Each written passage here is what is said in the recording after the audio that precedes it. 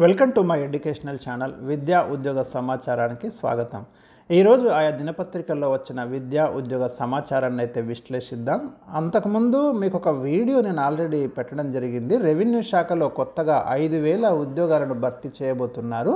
Junior revenue officer లేదా village secretary పేరుతోటి ఈ ఉద్యోగాలకైతే గవర్నమెంట్ ఆల్మోస్ట్ ఆల్ సూత్రప్రాయంగా అంగీకారం ఇచ్చింది. అది సపరేట్ వీడియో ఉంది. ఆ వీడియో లింక్ నేను ఇందులో ప్రొవైడ్ చేస్తున్న డిస్క్రిప్షన్లో ఒకసారి చూడండి. ఇంకా అది కాకుండా మిగతా వార్తలు అయితే ఈ వీడియోలో నేను విశ్లేషిస్తాను. ఇలాంటి లేటెస్ట్ అప్డేట్స్ కోసము, జనరల్ నాలెడ్జ్ మెటీరియల్ కోసము, కెరీర్ గైడెన్స్ కోసము ఈ ఛానల్ని సబ్స్క్రైబ్ చేసుకోండి, ఫాలో అవుతూ ఉండండి. ఇవాళ డిఎస్సికి సంబంధించి ఒక తాజా వార్త ఏంటంటే, మనకు నకిలీల బెడద, తప్పుడు స్థానికతతో ధ్రువపత్రాలు సమర్పిస్తున్న పలువురు అభ్యర్థులు, అదేవిధంగా ఒక్కరికే 2 పోస్టులు రావు, మొట్టమొదట స్కూల్ అసిస్టెంట్ విభాగంలో 1:1 నిష్పత్తిలో జాబితా విడుదల అనే డిఎస్సి మీద అప్డేట్స్ ఉన్నాయి. BSc nursing admission counselling notification చేశారు ఆల్రెడీ, మనకు రిలీజ్ అయిపోయింది.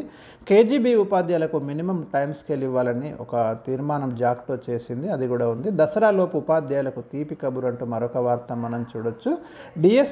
డిఎస్సిలో పోస్ట్ బ్యాక్లాగ్ కాకుండా చూడాలి, రాష్ట్ర బీఎడ్ డిఎడ్ అభ్యర్థుల సంఘం డిమాండ్ అంటూ మరొక వార్త.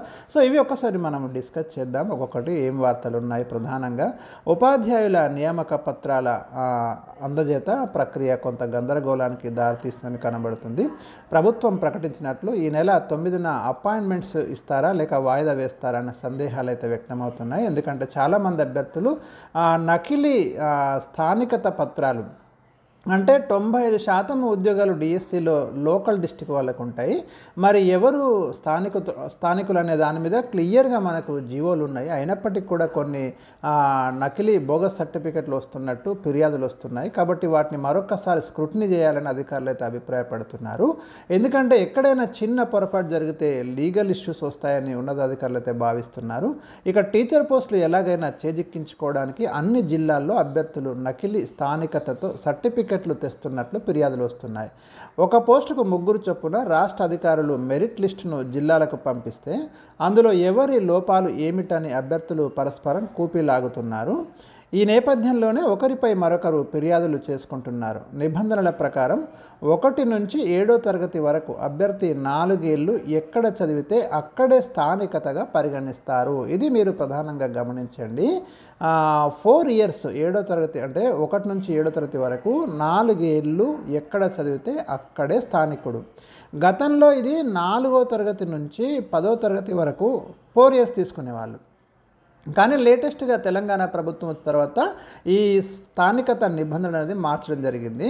ఉన్నత క్లాసులు ఉంటాయి కాబట్టి ప్రభుత్వం వద్ద ఆ రికార్డు తప్పకుండా అప్పుడు లభించే వీలుండేది. కానీ ఇప్పుడు ఏం జరుగుతుందంటే 1 నుంచి 7వ తరగతి వరకు నిబంధన ఉంది కాబట్టి ఏదో ఒక స్కూల్ నుంచి అభ్యర్థులు ఇక్కడ సర్టిఫికెట్ తీసుకొస్తున్నారు అనేది ఇక్కడ పాయింట్. దీన్ని పరిశీలించడానికి విద్యాశాఖ వద్ద సరైనటువంటి రికార్డులు కూడా లేవు. కరోనా వ్యాప్తి తర్వాత చాలా వరకు ప్రైవేటు ప్రాథమిక స్కూళ్ళు మూతపడటం వల్ల వాటిలో చదివిన విద్యార్థుల రికార్డులు ప్రభుత్వం దగ్గర లేవు. దీన్ని అవకాశంగా తీసుకున్నటువంటి అభ్యర్థులు ఏం చేస్తున్నారు, ఇక్కడ నకిలీ సర్టిఫికెట్లు తెస్తున్నారని అధికారులకు అందుతున్న ఫిర్యాదులను బట్టి తెలుస్తుంది. మరోవైపు ఆర్థికంగా వెనుకబడిన వర్గాల కోట ఈడబ్ల్యూఎస్ ఉంది కదా, అందులో కూడా నకిలీ సర్టిఫికెట్లు వస్తున్నాయనే ఫిర్యాదులు వస్తున్నాయి. సాధారణంగా ఇవి అధికారికంగా వచ్చే ధ్రువపత్రాలు కావడంతో మరి పెద్దగా ఇబ్బంది అయితే ఉండదని అధికారులు భావిస్తున్నారు. ఎందుకంటే ఈడబ్ల్యూఎస్ రెవెన్యూ నుంచే వస్తాయి కాబట్టి ఏం ప్రాబ్లం లేదని అధికారులు అనుకుంటున్నారు. చాలా చోట్ల అనర్హులు ఇలాంటి కొన్ని ఈ పత్రాలు కూడా తీసుకొస్తున్నట్టు కొంత మనకు ఇన్ఫర్మేషన్ అయితే ఇక్కడ రాయడం జరిగింది. ఉదాహరణకి ఆదిలాబాద్ జిల్లాలో ఓ అభ్యర్థి ఎస్జిటి కేటగిరీలో ర్యాంకు సాధించిండు. ఉట్నూరులోని ఓ ప్రైవేట్ స్కూల్లో ప్రాథమిక విద్యాభ్యాసం చేసినట్లు స్థానికత సర్టిఫికెట్ పెట్టేసిండు. అయితే ఆ సర్టిఫికెట్తో బోనాఫైడ్ ఇతర సర్టిఫికెట్లను కంపేర్ చేసి చూసినప్పుడు అడ్మిషన్ నెంబరు, పుట్టిన తేదీ, తండ్రి పేరు తప్పుగా ఉన్నాయి. దీన్ని నిలదీసిన అధికారులకు తన దగ్గరున్న మరో స్థానికత ధ్రువపత్రాన్ని ఇచ్చిండు. దీనిపై ఇతర అభ్యర్థులు కంప్లైంట్ చేయడం జరిగింది. అట్లాగే ఆదిలాబాద్ పట్టణంలో మరాఠీ మీడియంలో ఎస్జిటి పోస్టుకు ఎంపికైన ఓ మహిళా అభ్యర్థి స్థానికంగానే చదువు పూర్తి చేసినట్లు సర్టిఫికెట్ ఇచ్చింది. అయితే అవి నకిలీవని ఆమె మహారాష్ట్రలో చదివిందంటూ మరో అభ్యర్థి ఇక్కడ కంప్లైంట్ చేసిండు. దీంతో డిఈఓ నుంచి రిజిస్టర్ తెప్పించి అధికారులు పరిశీలిస్తే అభ్యర్థి ఇంటి పేరు, తండ్రి పేరు కొట్టేసి ఉన్నట్లు గుర్తించారు. వరంగల్ జిల్లాలో ఓ అభ్యర్థి స్థానికంగా చదివినట్లు ఇచ్చిన సర్టిఫికెట్పై కొందరు అభ్యర్థులు ఫిర్యాదు చేసిండ్రు. అయితే ఆ పాఠశాల రికార్డులు తెప్పించాలని అధికారులు ప్రయత్నిస్తే అది ఎప్పుడూ మూతపడడంతో రికార్డు దొరకలేదు. చూడండి, ఇలాంటివి చాలా జరుగుతున్నాయి. మెదక్ జిల్లా హవేలీ గణపురం మండలానికి చెందిన భార్యాభర్తలిద్దరూ ప్రభుత్వ శాఖలోనే ఉద్యోగం చేస్తున్నారు. భార్యకు డిఎస్సిలో ర్యాంకు రావడంతో ఈడబ్ల్యూఎస్ కోటా కింద ధృవీకరణ పత్రం సమర్పించింది. ఇద్దరి వార్షిక ఆదాయం లక్షల్లో ఉన్నప్పుడు మరి ఆర్థికంగా ఎలా వెనుకబడి ఉన్నారని ఇతర అభ్యర్థులు కంప్లైంట్ చేసిండ్రు. దీంతో ఆ అభ్యర్థి సర్టిఫికెట్ల పరిశీలన అధికారులు ఆపేసిండ్రు. కోల్చారం మండలంలోని ఓ గ్రామానికి చెందిన మహిళకు ఈడబ్ల్యూఎస్ కోటా కింద ర్యాంకు వచ్చింది. ఆమె భర్త ప్రభుత్వ ఉద్యోగి. దీంతో ఆమె తన తండ్రి పేరుతో ఈడబ్ల్యూఎస్ సర్టిఫికెట్ సమర్పించింది. ఇక్కడ నిబంధనల ప్రకారం భర్త ఆదాయం ప్రకారం సర్టిఫికెట్ ఉండాలనేది ఇతర అభ్యర్థుల అభ్యంతరం. దీనిపై అధికారులు అయితే మరి ఎంక్వైరీకి ఆదేశించారు. సో ఇది మనకు డిఎస్సిలో కొంత నకిలీ సర్టిఫికెట్ల బెడద అనేది ఇప్పుడు కలకలం అయితే సృష్టిస్తుంది. మరి చూడాలి, ప్రభుత్వం కూడా మరొక్కసారి మొత్తం స్క్రూటినీ చేయాలని చూస్తుంది. అభ్యర్థులు కూడా మరి అలా చేయకుండా ఉంటేనే బాగుంటుంది. ఎందుకంటే మీరు అనర్హులుగా తేలితే భవిష్యత్తులో కూడా మరి క్రిమినల్ కేసెస్ ఫైల్ కావడము, ఉద్యోగాలు ఊడిపోవడము, ఇలాంటి అన్నీ కూడా ఉంటాయి. ఎందుకంటే ఎంక్వైరీ ఉంటుంది, తప్పకుండా ఎంక్వైరీ ఉంటుంది. పోస్ట్ రానటువంటి వారు డెఫినెట్గా కంప్లైంట్ చేస్తారు, మీ వివరాలన్నీ లాగుతారు. కాబట్టి సాధ్యమైనంత వరకు అలాంటివి పెట్టకుండా ఏది ఒరిజినాలిటీ ఉందో గవర్నమెంట్ ఇచ్చిన నిబంధనల ప్రకారం మూవ్ కావడం అనేది చాలా బెటర్గా ఉంటుంది, బెటర్ ఆప్షన్. అప్పుడే మీరు ఉద్యోగాన్ని ప్రశాంతంగా చేసుకోగలుగుతారు. ఇక్కడ డిఎస్సికి సంబంధించి మరొక వార్త మనం చూద్దాం. ఇక్కడ ఒక్కరికి 2 పోస్టులు రావు. ఎందుకంటే 2 సెలెక్ట్ అయిన వాళ్ళు ఉన్నారు, ఎడ్జిట్ సెలెక్ట్ అయిన వాళ్ళు ఉన్నారు, స్కూల్ అసిస్టెంట్ సెలెక్ట్ అయిన వాళ్ళు ఉన్నారు. కాబట్టి ఇక్కడ ఏం చేస్తున్నారంటే అధికారులు ఇప్పుడు నష్టం జరగకుండా అభ్యర్థులకు ఒక మంచి నిర్ణయం తీసుకుంటున్నారు. ఫస్ట్ ఏం చేస్తున్నారంటే స్కూల్ అసిస్టెంట్ విభాగంలో 1:1 లిస్ట్ ఇస్తామని చెప్తున్నారు. ఇంకా ఎడ్జిటి స్కూల్ అసిస్టెంట్ వచ్చిన అభ్యర్థి డైరెక్ట్ స్కూల్ అసిస్టెంట్కి వెళ్ళిపోతాడు, ఎడ్జిటి వదిలేస్తాడు. ఆ తర్వాత నెక్స్ట్ ర్యాంకులో ఉన్న తనకి ఎడ్జిటి జాబ్ వస్తుంది. ఇది మంచి నిర్ణయం అయితే తీసుకున్నారు. డిఎస్సిలో అభ్యర్థులు స్కూల్ అసిస్టెంట్, ఎడ్జిటి పోస్టుల్లో ఏదో ఒకదానికి ఎంపిక అయ్యేలా పాఠశాల విద్యాశాఖ అయితే చర్యలు చేపట్టింది. రీసెంట్గా మనకు డిఎస్సి ఫలితాలు రావడము 2-3 పోస్టులకు కూడా కొంతమంది ఎంపిక అవుతున్నారు. కాబట్టి వారు ఏదైనా ఒక దాంట్లో చేరితే మళ్ళీ వందల సంఖ్యలో పోస్టులు ఖాళీగా ఉంటాయి. మనం గురుకులాలలో చూసినాం. కాబట్టి ఈ పరిస్థితి నివారించడానికి తొలుత స్కూల్ అసిస్టెంట్ విభాగంలో 1:1 నిష్పత్తిలో జాబితా ఇస్తామని విద్యాశాఖ అధికారులు చెప్తున్నారు. ఆ తర్వాత ఎడ్జిటికి ఎంపికైన వారికి ఇస్తామని చెప్తున్నారు. మొదటి జాబితాలో ఉన్నవారు అంటే స్కూల్ అసిస్టెంట్ జాబితాలో ఉన్నవారు ఎవరైనా ఎడ్జిట్లో ఉంటే ఆ పేరును తొలగించి తర్వాత మెరిట్లో ఉన్న వారిని చేరుస్తామని స్పష్టం చేశారు. కాబట్టి మరికొంతమందికి అయితే ఇక్కడ అవకాశం అనేది రావడం అనేది జరుగుతుంది. ఆ మేరకు సాఫ్ట్వేర్ను కూడా సిద్ధం చేసినట్టు ఇక్కడ పేర్కొంటున్నారు. ఉదాహరణకు మనం సిద్దిపేట జిల్లాలో 43 అభ్యర్థులు 2-3 పోస్టులకు ఎంపికయ్యే జాబితాలో ఉన్నారు. వారికి డిఈఓ కార్యాలయ సిబ్బంది ముందుగానే ఫోన్ కాల్ చేసి ఏ పోస్టు కావాలనో డిక్లరేషన్ తీసుకుంటున్నారు. ఇక్కడ మొత్తం మనకు 11,062 ఉపాధ్యాయ ఖాళీలకు సంబంధించి 1:3 నిష్పత్తిలో సర్టిఫికెట్ వెరిఫికేషన్ అనేది శనివారం అర్ధరాత్రి వరకు సాగింది. మరోవైపు ఖాళీలు లేకుండా ప్రభుత్వం చర్యలు తీసుకోవాలని స్పెషల్ ఎడ్యుకేటర్ పోస్టులకు కూడా అన్ని జిల్లాల్లో ధృవపత్రాల పరిశీలన చేయాలని సీఎం రేవంత్ రెడ్డిని ఉపాధ్యాయ ఎమ్మెల్సీ ఏవిఎన్ రెడ్డి ఒక ప్రకటనలో కోరడం జరిగింది. తక్కువ సమయంలో టీచర్లకు నియామక పత్రాలు ఇవ్వడం అభినందనీయమన్నారు. ఇక స్పెషల్ ఎడ్యుకేటర్ పోస్టులకు 17 జిల్లాల్లోనే ప్రత్యేక అవసరాల పిల్లలకు బోధించేందుకు ఈసారి మనకు 220 స్కూల్ అసిస్టెంట్లు, 796 ఎడ్జిటి స్పెషల్ ఎడ్యుకేటర్ పోస్టులు భర్తీ చేయాల్సి ఉంది. వీటికి టెట్ అవసరం లేదని గత ఏప్రిల్లో 62 మంది హైకోర్టులో పిటిషన్ వేసిండ్రు. ఈ నేపథ్యంలో 17 జిల్లాల్లోనే ధృవపత్రాల పరిశీలన చేసిండ్రు. 16 జిల్లాల్లో ఇంకా జరగలేదని విద్యాశాఖ వర్గాలు చెప్తున్నాయి. టీచర్ పోస్టులకు పోటీ పడ్డ వారిలో అధిక శాతం మంది మహిళలే ఉన్నారు.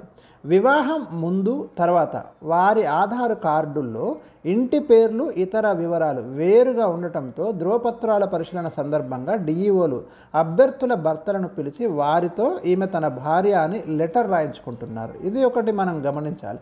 ఎందుకంటే ఈ ఉద్యోగాలకు ఎంపికైనప్పుడు మీరు మ్యారీడ్ ఉమెన్ కూడా మీ ఎస్ఎస్సిలో ఉన్నటువంటి దాంతో ఆధార్ కార్డు ఉంటే ఇబ్బంది రాకపోయేది. కానీ వాళ్ళు మ్యారేజ్ అయిన తర్వాత భర్త ఇంటి పేరుతో తీసుకోవడం వల్ల ఇక్కడ వెరిఫికేషన్ సమయంలో మళ్ళీ కొంత వర్క్ అనేది పెరుగుతుంది. వాళ్ళ భర్తని పిలిచి ఒక డిక్లరేషన్ తీసుకుంటున్నారు. దానివల్ల కూడా కొంత టైం మనకి ఎక్కువ తీసుకుంటున్నది. ఇక ఉపాధ్యాయ పోస్టుల భర్తీలో భాగంగా ధృవపత్రాల పరిశీలనకు మొత్తం 25,924 మందికి అవకాశం కల్పిస్తే 24,466 మంది హాజరైనట్లు పాఠశాల విద్యాశాఖ సంచాలకుడు ఈవి నరసింహారెడ్డి తెలిపారు. Next BSc nursing admission counselling notification ఇచ్చిండ్రు. 6 నుంచి 14 తేదీ వరకు, అక్టోబర్ 6 నుంచి 14 వరకు ఆన్లైన్లో దరఖాస్తు చేసుకోమని చెప్తున్నారు. ఫస్ట్ ఇయర్ ప్రవేశాలకు కాళోజీ నారాయణరావు ఆరోగ్య విశ్వవిద్యాలయం శనివారం అయితే నోటిఫికేషన్ ఇచ్చింది. టీజీఈ ఏపీ సెట్ 2024లో అర్హత సాధించిన విద్యార్థులు 4 ఏళ్ల బీఎస్సీ నర్సింగ్ కోర్సులో అయితే ప్రవేశాలు తీసుకోవచ్చు. ఆన్లైన్ పద్ధతిలో ఈ నెల 6వ తేదీ నుంచి మీకు 14వ తేదీ వరకు రిజిస్ట్రేషన్ చేసుకోవడంతో పాటు సర్టిఫికేట్స్ అయితే అప్లోడ్ చేయాలని వారు స్పష్టం చేస్తున్నారు. ఇంకా కొన్ని డీటెయిల్స్ కోసం అయితే యూనివర్సిటీ వెబ్సైట్లో చూడమని చెప్తున్నారు. ఇక కేజీబీవీ రాష్ట్ర వ్యాప్తంగా ఉన్న కస్తూర్బా గాంధీ బాలికా విద్యాలయాల్లో ఉపాధ్యాయులకు మినిమం టైం స్కేల్ ఎంటీఎస్ అమలు చేసి వేతనాలు ఇవ్వాలని ఉపాధ్యాయ సంఘాల సంయుక్త కార్యాచరణ సమితి డిమాండ్ చేసింది. హైదరాబాద్లోని ఎస్టీయూ భవన్లో శనివారం జాక్టో సమావేశం నిర్వహిస్తే 13 సమస్యలు పరిష్కరించాలని రిజల్యూషన్ చేసిండ్రు. బదిలీలు, పదోన్నతుల సందర్భంగా అప్పీళ్లు పరిష్కరించాలని, తరగతి గదికి ఒక టీచర్ నియమించాలని, మోడల్ స్కూల్ ఉపాధ్యాయులకు పదోన్నతులు ఇవ్వాలనే తదితర రిజల్యూషన్స్ అయితే ఇందులో ఉన్నాయి. సమావేశం అనంతరం 13 సమస్యలు వెంటనే పరిష్కరించాలని కోరుతూ పాఠశాల విద్యాశాఖ సంచాలకుడు ఈవి నరసింహారెడ్డికి జాక్టో నేతలైతే ఒక వినతి పత్రాన్ని ఇచ్చారు. మరి చూద్దాం. ఇక దసరాలోపు ఉపాధ్యాయులకు తీపి కబురంటూ మరొకటి కనిపిస్తుంది. 317 జీవోతో ఇబ్బంది పడుతున్న ఉపాధ్యాయులకు దసరా పండుగ లోపే మరి తీపి కబురు అందిస్తామని ఐటీ శాఖ మంత్రి దుద్దిల్ల శ్రీధర్ బాబు అయితే తెలిపారు. ఈ అంశంపై మంత్రి దామోదర రాజనరసింహ ఆధ్వర్యంలో ఏర్పాటు చేసిన కేబినెట్ సబ్ కమిటీ త్వరలో ప్రభుత్వానికి ఒక రిపోర్ట్ ఇస్తుంది. శనివారం అంతర్జాతీయ ఉపాధ్యాయ దినోత్సవాన్ని పురస్కరించుకొని మరి ఈ విషయాన్ని అయితే స్పష్టం చేయడం జరిగింది. తెలంగాణ ప్రజాపాలనలో ఉపాధ్యాయుల పాత్ర అనే అంశంపై ఒక విద్యా సదస్సు జరిగింది. దీనికి ముఖ్య అతిథిగా హాజరైన శ్రీధర్ బాబు మాట్లాడుతూ రాష్ట్రంలో నూతన విద్యా విధానం రూపొందించడానికి ప్రభుత్వ మంత్రివర్గ ఉపసంఘాన్ని నియమించింది. మేధావులు, ఉపాధ్యాయ సంఘాల ప్రతినిధులు తమ సలహాలు, సూచనలు కమిటీ దృష్టికి తెస్తే పరిశీలిస్తాం. జాతీయ విద్యా విధానాన్ని కొన్ని రాష్ట్రాలు వ్యతిరేకిస్తున్న నేపథ్యంలో దీనిపై లోతైన అధ్యయనం జరగాల్సి ఉంది. ప్రభుత్వ బడులను బలోపేతం చేస్తున్న మరి విద్యార్థుల తల్లిదండ్రులు ప్రైవేట్ పాఠశాల వైపు ఎందుకు వెళ్తున్నారో ఉపాధ్యాయులు అధ్యయనం చేయాలని అయితే చెప్పారు. ఉపాధ్యాయులకు పీఆర్సీ అమలు, డిఏ పెంపు, ఇళ్ల స్థలాలు కేటాయించాలని పలువురు అయితే కోరడం అనేది జరిగింది. ఇక డిఎస్సిలో పోస్ట్ బ్యాక్లాగ్ కాకుండా చూడాలి. రాష్ట్ర డిఎడ్, బిఎడ్ సంఘం అభ్యర్థులు డిమాండ్ చేస్తున్నారు. డిఎస్సిలో పోస్టులు బ్యాక్లాగ్ కాకుండా మిగిలిపోకుండా చూడాలని తెలంగాణ రాష్ట్ర డిఎడ్, బిఎడ్ అభ్యర్థుల సంఘం రాష్ట్ర అధ్యక్షుడు రామ్మోహన్ రెడ్డి కోరిండు. ఎక్స్ సర్వీస్మెన్ పోస్టులకు సంబంధించి 120 పోస్టులు డిఎస్సిలో బ్యాక్లాగ్ కాకుండా వాటిని ప్రభుత్వ ఉత్తర్వుల ప్రకారం జనరల్ కేటగిరీలో జత చేస్తే ప్రతి అభ్యర్థికి వెసులుబాటు ఉంటుందని వాళ్ళు అడుగుతున్నారు. బార్డర్ మార్కులు ఉన్న వారికి కూడా ఇక్కడ జాబ్ వచ్చే అవకాశం ఉంది. దీంతో ప్రతి జిల్లాలో ఉన్న ఎక్స్ సర్వీస్మెన్ పోస్టులు జనరల్ కేటగిరీలో జత చేయాలని ఇక్కడ విజ్ఞప్తి చేశారు. నాన్ లోకల్ కోటాలో ఇతర రాష్ట్రాలకు చెందిన వారు ఉంటే ఆ జాబితా నుంచి తొలగించాలని కూడా వాళ్ళు డిమాండ్ చేస్తున్నారు. సో ఇవ్వండి మనకు ఈరోజు లేటెస్ట్ అప్డేట్స్. మరి ఛానల్ని తప్పకుండా సబ్స్క్రైబ్ చేయండి, వీడియోను లైక్ చేయండి. Thank you for watching.